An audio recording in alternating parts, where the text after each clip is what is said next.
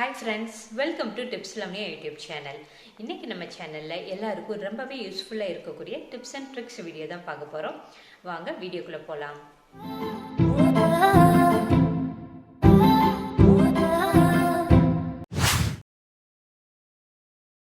First tip என்னன்னு பார்க்கலாம். ஒரு கிண்ணத்தில் 1/2 லிட்டர் தண்ணி ஊற்றி அடுப்பில் காய வச்சுருக்கேன்.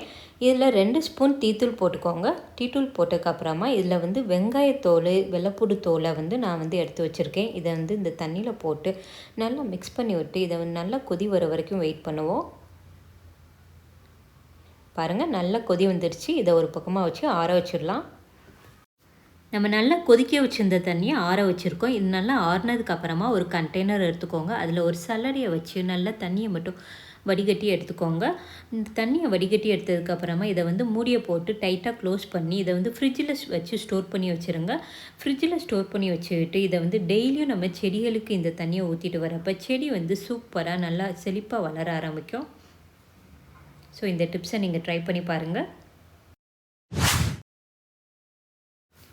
அடுத்த டிப், இஞ்சி பூண்டை நிறைய அரைச்சிட்டு இதை எப்படி கெட்டு போகாமல் ஸ்டோர் பண்ணுறது அப்படின்னு பார்க்கலாம். இஞ்சி பூண்டை சம அளவு எடுத்துக்கோங்க, அப்போ தான் டேஸ்ட் நல்லாயிருக்கும். சம அளவு எடுத்துகிட்டு மிக்ஸி ஜாரில் போட்டு நல்லா ஃபைன் பேஸ்ட்டாக அரைச்சி எடுத்துக்கோங்க. இந்த மாதிரி நல்லா அரைச்சி எடுத்துக்கோங்க. அரைச்சி எடுத்ததுக்கப்புறமா ஒரு கண்ணாடி கிளாஸ் கண்டெய்னர் எடுத்துக்கோங்க. நல்லா கழுவி தொடச்சி எடுத்து வச்சுக்கோங்க, ஈரம் எதுவும் இல்லாதபடி.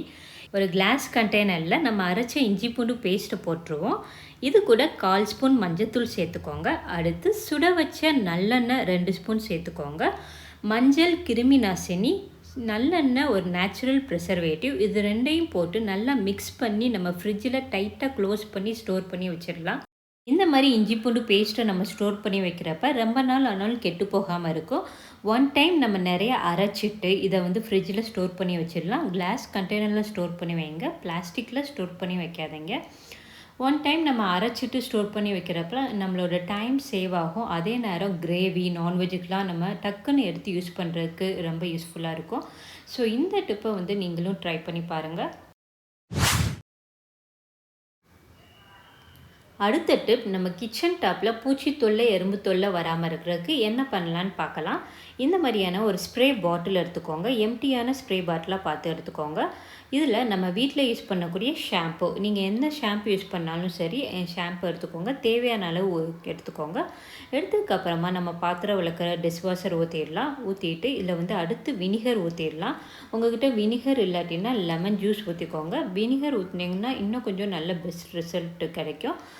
வினிகர் ஷாம்பு இதில் டிஷ்வாஷர் யூஸ் பண்ணுறப்ப நல்ல வாசனையாக இருக்கும். இதை ஊற்றிட்டு தேவையான அளவு தண்ணி ஊற்றிடுங்க. இதை நல்லா ஷேக் பண்ணி விட்டு நம்மளோட கிச்சன் டாப்பில் ஸ்ப்ரே பண்ணி விட்டு கிச்சன் டவலை வச்சு நல்லா தொடச்சி விட்றாங்க.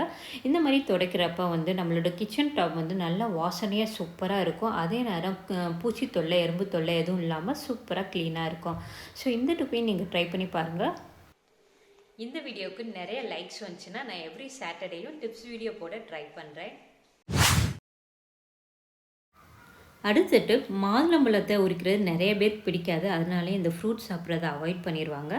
மாதுளம்பழத்தை எப்படி சிம்பிளாக ஈஸியாக உரிக்கிறதுன்னு பார்க்கலாம். மாதுளம்பழத்தோட காம்பை கட் பண்ணிக்கோங்க. கட் பண்ணதுக்கப்புறமா சுற்றி எல்லா பக்கமும் கீரல் போட்டுக்கோங்க. ரவுண்டாக கீரல் போட்டுட்டு இதை கையில் பிச்சு எடுத்துக்கோங்க. அப்போ தான் உள்ளே இருக்கக்கூடிய ஜூஸ் வேஸ்ட் ஆகாமல் இருக்கும். கட் பண்ணதுக்கப்புறமா இதை நம்ம வீட்டில் கரண்டி இருக்கும், அதை வச்சு நம்ம லைட்டாக தட்டினோன்னாலே உள்ளே இருக்கக்கூடிய முத்து எல்லாமே சூப்பராக உதிர்ந்து வந்துடும். ஸோ இந்த மாதிரி நம்ம சூப்பராக உரிச்சு எடுத்துக்கலாம். நம்மக்கிட்ட நிறைய மாதுளம்பழம் இருந்துச்சுன்னா இதே மாதிரி நம்ம உரித்து கண்டெய்னர் பாக்ஸில் ஸ்டோர் பண்ணி ஃப்ரிட்ஜில் ஸ்டோர் பண்ணி வச்சிடலாம். இந்த மாதிரி ஸ்டோர் பண்ணி வைக்கிறப்ப நம்ம குழந்தைங்களுக்கு ஸ்நாக்ஸ் கொடுக்குறப்ப நம்ம ஈஸியாக டக்குன்னு எடுத்து கொடுத்து விட்டுறலாம். ஸோ இந்த டிப்பையும் நீங்கள் ட்ரை பண்ணி பாருங்கள். லாஸ்ட் டிப் என்னன்னு பார்க்கலாம். இப்போ எல்லாருமே பார்த்தோம்னா எல்லா ஃபங்க்ஷனுக்குலாம் போனோம்னா லாங் ஸ்ட்ரெட்டாக வெயிட்டான ஸ்ட்ரெட்டாக போட ஆரம்பிச்சிட்டோம். இதனால் காதோட ஓட்டை பெருசாகிடுது. இதை அவாய்ட் பண்ணுறதுக்கு ஒரு சூப்பரான டிப்ஸ் பார்க்கலாம். நான் இந்த ஸ்டிக்கர் ஏர்லாப், இதை பேர் ஏர்லாப், இதை அமேசானில் ஆர்டர் பண்ணி வாங்கினேன். இதில் பார்த்திங்கன்னா ஒரு 30 ஸ்டிக்கர் இருக்கும். இந்த ஸ்டிக்கரை ஒரு 3-4 டைம்ஸ் யூஸ் பண்ணிக்கலாம். இதில் ஒரு ஸ்டிக்கர் எடுத்துக்கோங்க. எடுத்துட்டு நம்ம தோடோட திருகாணியை கலெக்ட் கழட்டிடலாம். கழட்டிட்டு தோடை வந்து நம்ம காதில் மாட்டிட்டு பின்னாடி இந்த ஸ்டிக்கரை வந்து மாட்டி ஃபிக்ஸ் பண்ணிடலாம். ஃபிக்ஸ் பண்ணிவிட்டு அதுக்கப்புறமா வந்து நம்ம திருகாணியை மாட்டிட்டோம்னா காது வந்து இழுக்காமல் இருக்கும், காதோட ஓட்டையும் பெருசாகாமல் இருக்கும். ஸோ இந்த டிப்பை நீங்கள் ட்ரை பண்ணி பாருங்கள்.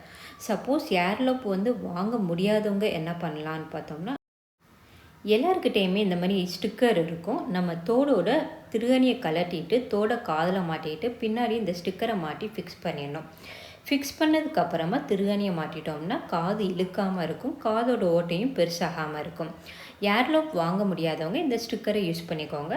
ஸோ நான் சொன்ன இந்த டிப்ஸ் எல்லாமே யூஸ்ஃபுல்லாக இருக்கும் நம்புகிறேன். ஸோ எல்லா டிப்ஸையும் நீங்களும் ட்ரை பண்ணி பார்த்துட்டு எப்படி இருந்துச்சுன்னு சொல்லுங்கள். உங்களுக்கு பிடிச்சிருந்துச்சுன்னா லைக் பண்ணுங்கள், ஷேர் பண்ணுங்கள், சப்ஸ்கிரைப் பண்ணுங்கள். மறக்காம பெல் ஐகானை கிளிக் பண்ணுங்க.